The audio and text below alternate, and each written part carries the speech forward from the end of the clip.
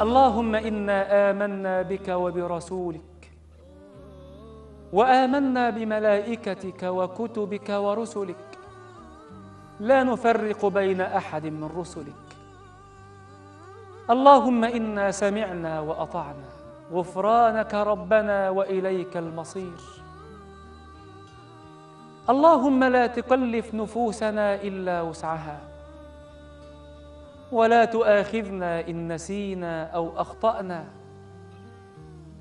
اللهم ولا تحمل علينا إصرا كما حملته على الذين من قبلنا.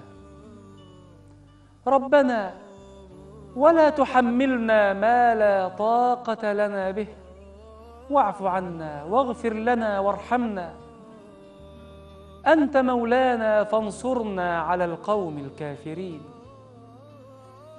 اللهم أبقنا دائما مؤمنين موحدين، واجعلنا من الذين هم في صلاتهم خاشعون، والذين هم عن اللغو معرضون، والذين هم للزكاة فاعلون، والذين هم لفروجهم حافظون، والذين هم لأماناتهم وعهدهم راعون. اللهم واجعلنا من الذين هم على صلواتهم يحافظون، واكتبنا برحمتك مع الذين يرثون الفردوس هم فيها خالدون. اللهم اجعلنا من الذين إذا ذكرت وجلت قلوبهم، وإذا تليت عليهم آياتك زادتهم إيمانا. واكتبنا يا ربنا من الذين يتوكلون عليك. سبحانك ربي يا إلهي وخالقي ومولاي وحبيبي ورازقي،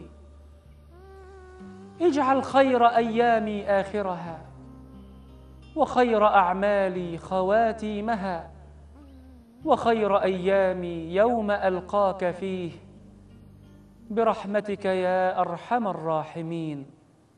وآخر دعواي أن الحمد لله رب العالمين.